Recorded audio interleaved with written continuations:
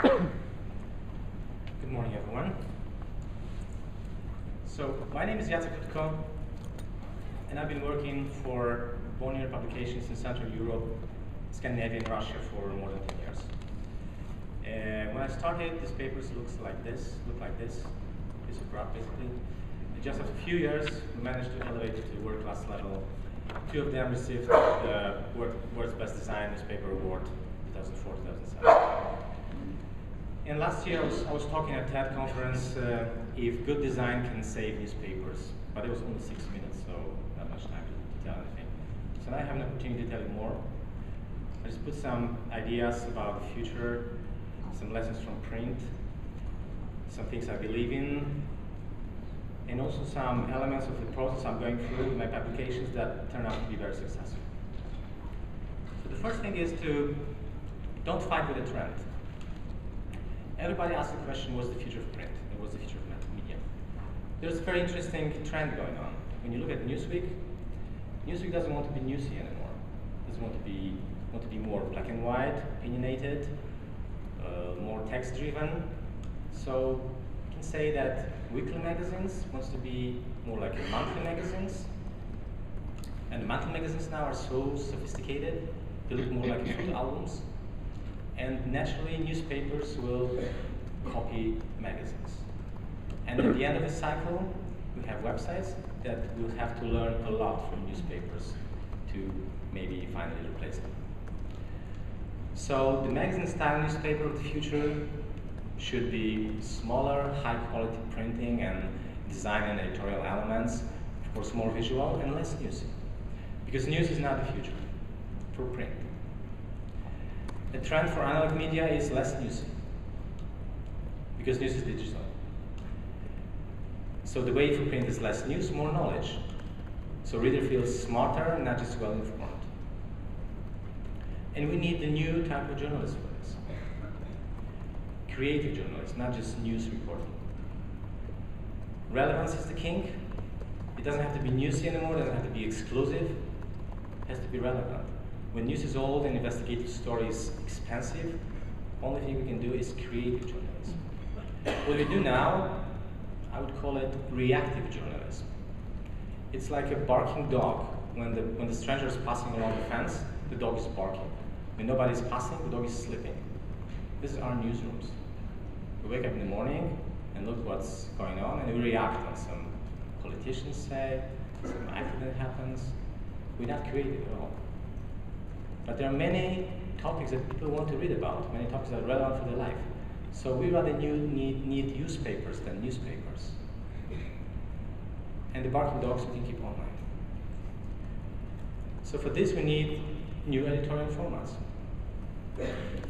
What we're doing now is 19th century newspapers and maybe 20th century magazines. There's a point of sale survey done in America. They took a typical news page, made 3 prototypes. The first one is traditional, the second one was more visual with some infographics and boxes, and the third one was totally different.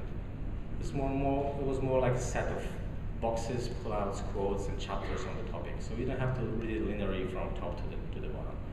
And they asked the question to the audience, what do you remember from the text? And of course, the guys that were reading this third prototype knew twice as much information, understood twice as much information from the text than the other guys.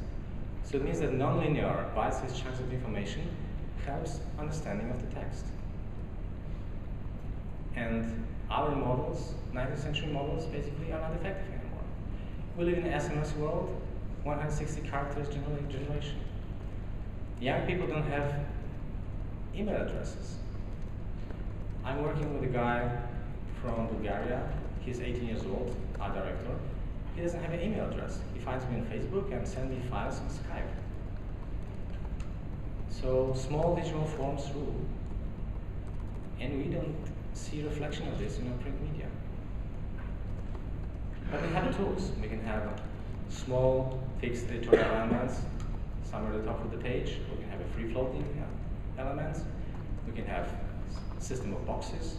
And what's interesting, there's a big influence on some website. This is a BBC website. They're using typical newspaper idea. comment, analysis, and box within the main text. So the problem is that these elements we use more like a decoration. Designers use it as a decoration to make a page look nice. And the editors treat this as a pain, another hour to fill the stupid boxes when my real story is in the middle of the page. But in reality, this can be a main source of information according to the perception change. Play with the rhythm. So magazine-style publications needs a rhythm like music, ups and downs and tempo. I usually draw something like this to show the opening section pages, the rhythm breaks, just to see clearly what's the rhythm of the newspaper. Because flipping through pages is the experience you can design, designers and editors. And during redesign, I spend weeks on this, and then in a daily production, I spend 1 to 2 hours a day planning the rhythm of the publication. And I'm doing it for the last 10 years in a very primitive, analog way, on the wall. Sell the story. Dealing with such beautiful illustrations and pages is not an everyday work of a designer. Everyday life is about small, tiny typographic elements to improve navigation, trying to sell the story, understand the text better. So basically, there are two functions of design. It's about grabbing attention first, and then it's about helping to digest the information. And why people don't read? The texts are too long, and there are no entry points. The story is not sold. Here's a survey, another survey from Pointer, showing that the longer the story is, the less people read the story. And as you see, they read much more online than in print. So if the story is really short, like 15 centimeters, they can read maybe half of it.